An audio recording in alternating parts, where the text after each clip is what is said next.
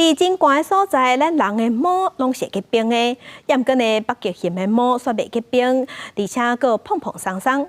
科学家是表示，这是因为北极熊的毛顶端有一层油来甲保护，无定着讲未来防止结冰的科技，就当好好来利用这个原理。规身躯拢是白毛的北极熊，无论伫咧涂骹安怎过，身躯顶的毛拢袂结冰。严过研究人员家己若伫咧同款的环境，自头毛到目眉，甚至护手拢会结冰。只有一个国际研究团队就兴趣来研究这种现象。因甲6只野生北极熊的毛摕来做研究，发现北极熊毛顶头的皮脂就是互毛袂结冰的原因。And through an analysis of these hair oils, we separated them out because it's quite a complex concoction. We found a few specific components that were very interesting. And then we simulated how they'd interact with ice, and we found that they were very good at repelling ice.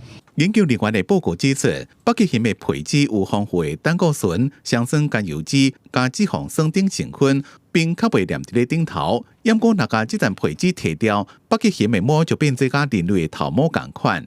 这项发现会当帮助人类研发天然防结冰的导残，来代替尽管是袂黏严过有毒的氟化合物。It's PFAS, fluorinated compounds. They are really effective at stopping ice sticking to them.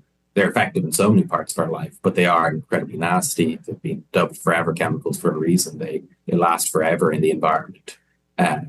So any way to kind of replace them and get around them would be ideal. 北极熊的毛顶头的油脂，互因伫咧冰顶头行的时阵较顺，互因较省力，拍打时阵较方便。